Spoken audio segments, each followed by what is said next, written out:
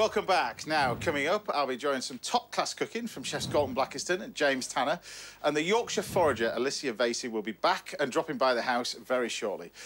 But first, I'm here with a woman who dominated the 1980s music scene and is on a comeback trail to reclaim her throne. To be honest, she's never lost the throne, to be honest. It's the fabulous Kim Wilde.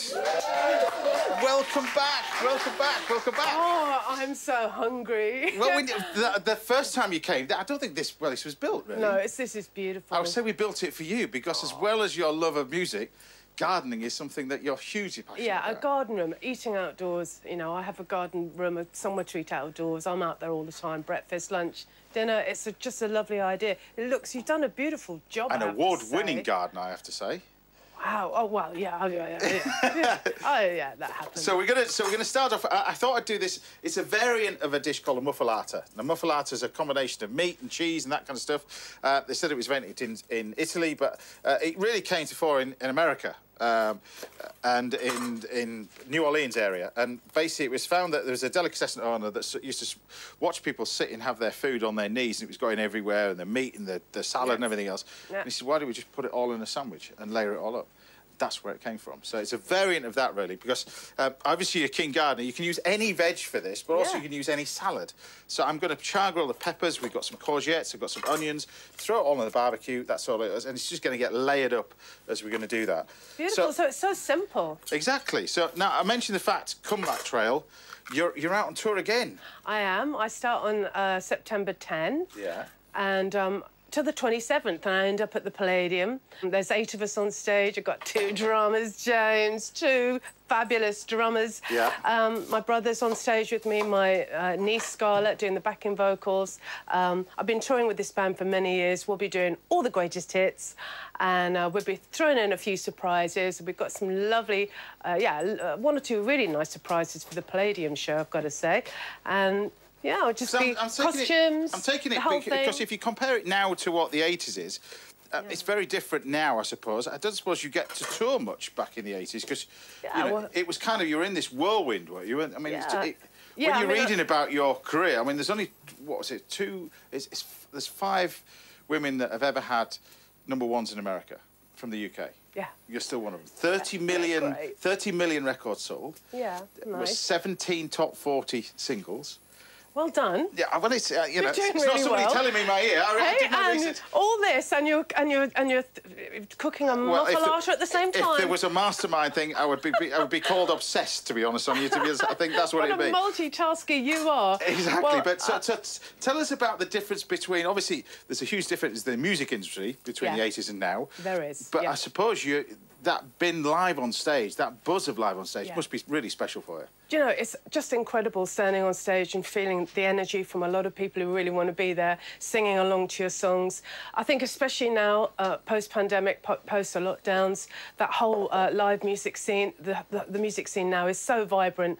It's very emotional, actually, standing on a stage, seeing people out there. You know most of them, or many of them have been, possibly been through some really tough times. Yeah. But they're there. They're singing the songs with you. They're there to be together with other people. They're there many people who grew up with me, because I've been around quite a long time. But, I love it more than I've ever done. So, I mean, you've had a phenomenal career, but when you look at it, you've grafted as well. You've supported so many acts, and this is a little bit of research that I was doing, because I've got to mention Michael Jackson. Yeah. Because you supported him on a tour as well. I mean, that must have been... Do you get to see people like that, or do they just suddenly appear out of a trailer and you don't get to see them when you're doing that? It was very much like that with Michael Jackson, with no surprise there, I'm sure. He was a very private person, but to be on the Bad Tour when he was at his peak and watch him from side of stage with his manager Frankie DeLay, who took a bit of a shine to me, so I managed to get a very nice side of stage view of the whole proceeding. So yeah, it was a magical time in my career when my album Close was out, and it made a huge difference to my career at that time. But that was about the same time because with another legend, Bowie.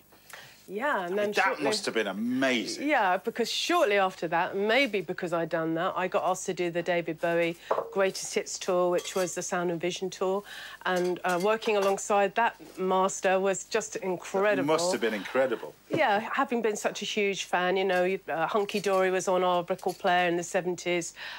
Just loved John Armoni dancing. I mean, just all those great records he made, all those amazing Top of the Pops appearances that he made, all those amazing albums. I mean, what an amazing man.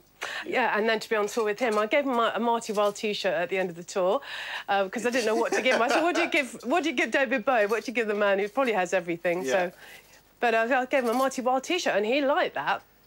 Laying this up now, just to show you. So you've got the courgettes, the pesto, the cheese, and the cheese is the important bit, not just for that classic muffalata sort of thing, or however you make it, but the cheese is important in several ways to keep the moisture in, but also you can have this hot or cold, and you can layer this up with meat or fish. I've got some I love salmon over here. Love salmon. And the idea is that you just see. I read my brief as well. Yeah. And you take the salmon, and the most important bit is you build it up with plenty of layers.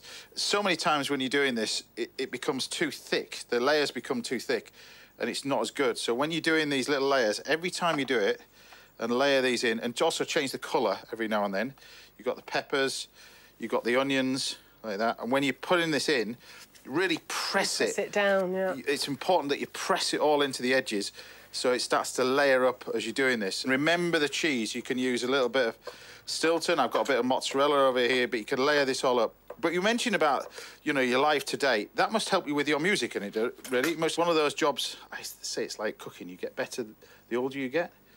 Yeah. Don't you think? Yeah. I always think it is because you learn a lot in life. Music's about it's about lessons in life where you were younger and you related that to music. I think the same thing as you get older. I feel so. I mean, I really feel so. And I think the audience feel that when they come and see me now. I feel that I've sort of earned my stripes as a live performer. It's taken me a long time. I'm by far the performer I wanted to be now that I wasn't really back in the day. I was quite good at, you know, the videos and the Top of the Pops appearances, and I was quite good on stage, and I you know, more than got away with it. But these days, it's a whole different thing for me. I've really turned into the performer I dreamed I perhaps could be one day. Because I'm guessing that my was dad, you know. That was MTV and Top of the Pops, where a bit of it was miming, a lot of it was miming. A bit of it was doing. But I was the best in the business, James. No one could tell. And, but do you know what I mean? And there's a lot of, you know, the great thing about doing it, there's a few stories in the papers, not about yourself, but other bands, are fakery and everything else that were there, and people not singing, not the actual singers that were performing and all that kind of stuff. Oh, gosh, you must have seen it all, really. I think there was a lot of cynicism around that, you know, that time about singers. You know, can they really sing? Isn't it all just happening in the studio? And thankfully, I'm here 40 years later, sort of proving very much that in that instance, I definitely was a real McCoy. You well, know, you'd never have got the chance to be with Bowie and everything else, and on stage and all those big concerts and everything else without that, I suppose. They don't happen by accident. Yeah. Generally. Well, I know it's a lot of graft. I was reading, like I said, I've been reading about it. Like I said, if there's a mastermind, I'd probably get locked up from being a stalker. But anyway, look, we got on here. We just got this lovely little bit of tomatoes, and the idea is you just layer this up in sections as we keep going and going and going. But you season it up every sort of couple of layers as you're doing it with salt. A little bit of pepper as you go in, and really mix and match the colours. So, although you've got sort of reds and reds, don't do layers of reds and layers of that kind of stuff, and you just pack it all in like that. Plenty of this. You need quite sort of Italian colours, green and plenty of pesto and that kind of stuff. White and red. You don't want it to be dry. That's the most important bit. So, when the bread's like this, put it over the top. Now, what you can do is actually, you can leave it like this if you wanted to, but also you can decide whether you want this hot or cold. If you want it hot, you can take this as it is, cover it over with a little bit of tin foil, pop it in the oven, about 170, something like that. Not too hot, you don't want the bread to brown, for a good sort of 20, 30 minutes. And when you cut it, it's beautiful and sort of sticky in the middle. But this one, the idea of this, what I want to do for you now, is 'cause you're a keen gardener. The great thing about this, you can have this outside as like a picnic, but also you can have it on a barbecue. Look at that. So nothing's going to be falling out of that. Nothing. So the idea is, I made this last night, and then you can get yourself a plate, and then you can slice it and we'll cut it through this way. So, like that. Would you do it in quarters or slices or? That's enough for 2, Kim. Oh, 2 people, yeah. OK. But look. Oh, that's so good. Oh, that's amazing. So you can take that like that, and then what you can do with that is then cut it into 6, however you want to do it. I love that. What a beautiful thing. I just think it's so simple to do. Take your time doing it. I mean, I've done it with sort of some salmon that's just simply been poached, but you can use... I love that. It's such a great idea. You can use tin so salmon. Impressive as well. It just looks so nice, I think, as a nice little terrine. But there we have it. This is dish number 1 for you. I love it, But sort of my variant of a little Italian classic, sort of modernised in America, but done in Hampshire. But there we go, done. Beautiful. I love that.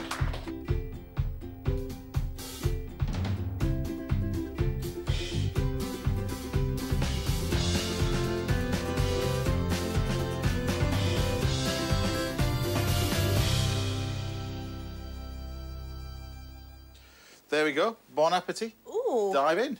How fun. See, that's what it was for, you see, invented. You put it on your knee, stop you going all over the place. That's what it was invented for. But while you're diving into that, I'll just show you what's in this one. So even though this one's not obviously been in the fridge or everything else, it's still, if you press it and compress it really well, still, see, you can almost eat it straight away again. Nice and simple. Stick around. We're going to chat to you throughout the rest of the day as well. Thank you very much for coming. I'll be cooking my 2nd course for Kim later on in the show. And Chef James Tanner will be treating me to his buttermilk chicken very shortly. But join us after the break when it's Gorton Blackest and Alicia, everybody. Thank you. It's delicious, that. Right, still to come. We'll be laying our lunch for my guest, Kim Wilde, and we took it into James Tanner's buttermilk chicken. Welcome back. Now, I'll be cooking a delicious plate of grilled aubergines for my guest, Kim Wilde, shortly. But first, I'm here with a chef whose restaurant empire... Welcome back, sadly, to the last part of the show. There you go. That was better than last time, wasn't it? But anyway, right, we're back in the kitchen with my guest, Kim Wilde, Chefs Gorton Blackiston and James Tanner!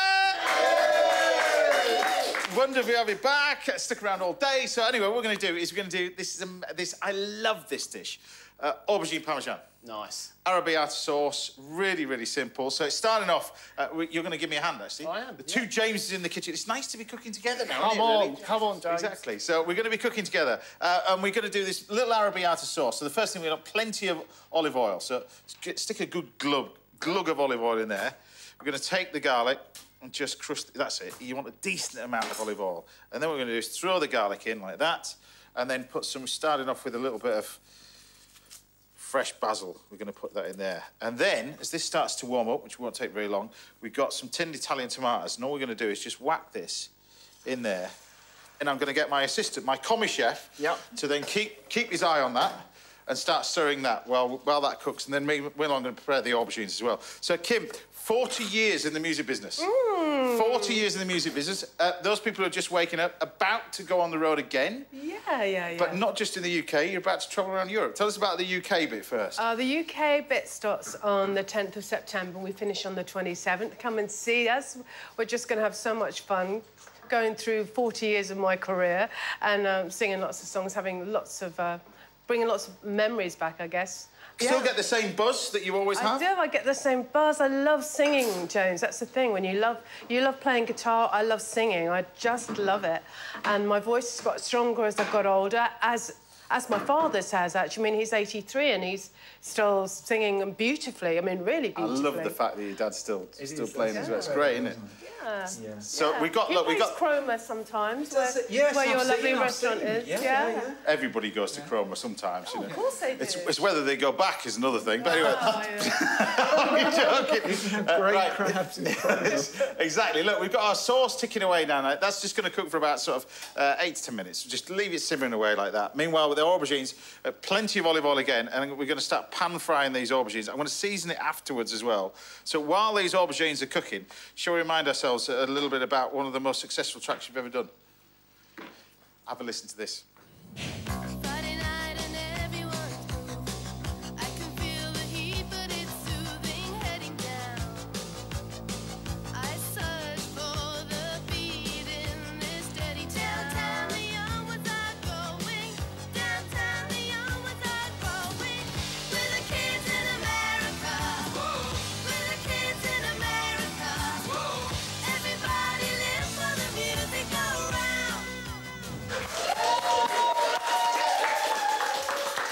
So the tour, you're doing how many dates in the UK now? I'm going to be doing 11. Greatest hits. It's going to be so much fun. I feel like I really need to remember to plug this because I'm getting very distracted by all the fabulous things you're doing in your kitchen. There's some nice flavours going on here. All I really want to know is how you browned that aubergine over there. Really hot pan. That's the key to it as well. Very hot pan. Lots of oil. It's like a sponge, and it really soaks it up. Yeah. I think the temptation So is... no butter then? You don't put butter in it? No, don't put. It's just olive oil. This. I can't believe I'm doing. Okay. You know, first show back, and I'm not using butter for this one. I know. Yeah, I don't know, but... No butter then, definitely. So two slices of aubergines per person, there we go.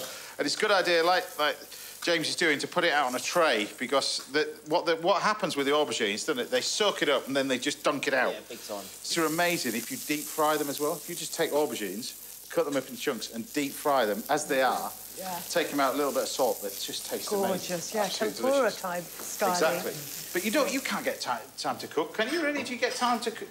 I only cook in the winter. You know, generally summer's about, you don't have to do much to vegetables. In fact, the least you do, the better. Yeah. And, so in the summer, I might roast a chicken or do something with a salmon, but the rest is like literally what I find in the garden. So at the moment I'm growing kale and I've got some lovely mixed lettuce and I've got some courgettes. We mentioned gardening, but your garden design as well is a big thing for you as well. I love that. Award-winning. We touched on it. Well, you do. No, it's true though. It's true.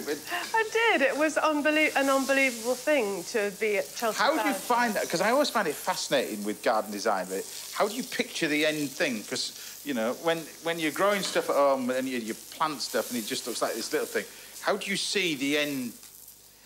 Well, you have to, you have a plan, but I think if you're smart and if you're wise, you kind of realise that plants will have their own say about that. You have to be very flexible about what's going on out there. You have to be a little bit involved in designing yourself, but very informed about what's actually happening in the garden. Where you want to look. Where the sun is, more importantly. Sure. It's some very basic things that. If you get the basics right, you can't go wrong. We're all looking at each other, all veg gardens at the bottom of the garden going, not too sure about that one. But it's always a bit of hit and miss with me. Cauliflowers, I can't do anything with. I've given up. No, never really. In Norfolk, it's been so difficult because of the dry conditions. We have a gardener at Morstan and he's just pulling his hair out because it's just like a dust bowl. But in terms of, you look at all the veg and stuff like that for Norfolk. It's amazing what you can grow in a field, but when you try and plant it in your garden at home, I urge everybody to plant your own stuff, and because it does taste so different. And I think having one in the kitchen as well for the restaurant, I think it teaches cooks, it teaches chefs to appreciate veg a lot more and appreciate ingredients a lot more because you realise how difficult it is to grow. Yeah. And but to also, produce. you don't eat enough generally in your diet, not really. It's a really healthy thing to do because it makes you eat more healthily. We'll talk about eat more. This is a low-calorie version of aubergine parmesan. So, we've only got three balls of mozzarella on it. Put some butter on it. So, what do you mean put some butter on it? The Italians will go crazy if I start putting butter on it. But we've got a little bit more mozzarella on it. Mozzarella and parmesan, and heap it all up like that, and then we're going to take the whole lot and chuck it under a hot grill. So this is going to go in the hot grill. It takes about 2 minutes. Meanwhile, over this, with this sauce... Smells incredible. Just beautiful. It's not a bad dish, this. It's so simple, though. Yeah. Few ingredients. Yeah. Beautiful. And then we're almost ready to plate it. So that goes on there. Another one on there. See, I like that when the sauce is a little bit split. So... Being you're my kitchen elf, can you just check to see if that aubergine's all right in the oven? Is that right? This recipe dates back a bit as well, doesn't it? It's burnt. It's not burnt. No, you're right. little bit longer, just a tad longer. What do you mean it dates back a bit? Yeah, I mean, it's my point being... Right, what's your point? This has been back from the 80s. Yeah. Hasn't it? A bit of arrabbiata. Well, I was thinking about... I was going to do chicken Kiev, to be honest with you. Yeah, I like chicken Scampi in a basket. No. You could have gone right back to the 80s. Yeah. You know? But I thought... Well, some of it's in the 70s, but I thought, this is just lovely as it is. And then you take your aubergine...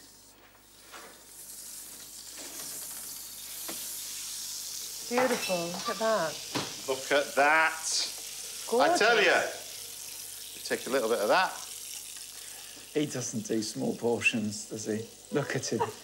Look at him. Well, yours, to be honest with you, the portion size that you brought about enough for about 400 portions out of a lobster. But I like to feed people, Gordon. I think you do. You know? That's why we've got a big James, little James. Yeah, exactly. There we go. Right, so we just put our lovely bit of aubergines on there. Now, if you want to garnish that with a little bit of basil, you can do. Yep. I'll let you do that. But there we have it. My version of a classic aubergine parmesan. So, less is more, chef, less is more. No, just needs that bit there. There we go. So it looks so much better now. Thank you very much for that. Thank you, everybody. Thank you. So there we have it. My version of a little aubergine parmesan. Done. Dish done.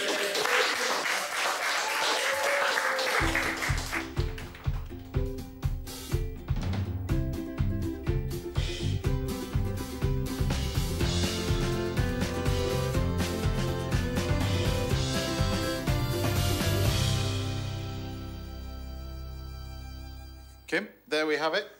Aubergine parmesan. Ooh, Galton, you get yours. Thank you. James T, you get yours. Come on.